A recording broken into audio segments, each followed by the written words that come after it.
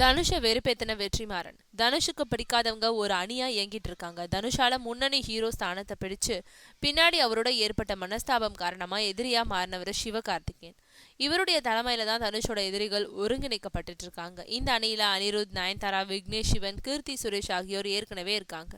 இதுல இப்போ லேட்டஸ்ட் இணைப்பு வெற்றிமாறன். பொல்லாதவன் படத்துல வெற்றிமாறனை இயக்குனராக்குனதே தனுஷ் தான். தொடர்ந்து ஆடுகளம் படத்துல நடிச்சு வெற்றிமாறனை வேற லெவலுக்கு உயர்த்தினதோடு அவருக்கு ஏராளமான பண உதவிகளை செஞ்சு தயாரிப்பாளராகவும் உயர்த்தினாரு. இந்த நிலையில வெற்றிமாறன் இயக்கத்துல தொடங்கப்பட்ட வடசென்னை படத்தை கிடப்பில போட்டுட்டு வேறு படங்கள்ல நடிக்க போனாரு தனுஷ். அதனால கடுப்பான வெற்றிமாறன் தனுஷை வெறுப்பேத்துறதுக்காக தனுஷோட எதிரியான ஜிவி பிரகாஷ்குமாரை வச்சு சொந்த படத்தை தொடங்கினாரு.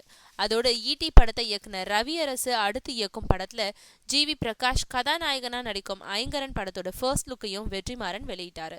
ஆக தொடர்ந்து தனுஷை வெறுப்பேத்துறதுன்ற முடிவுக்கு வந்துட்டாரு வெற்றிமாறன்.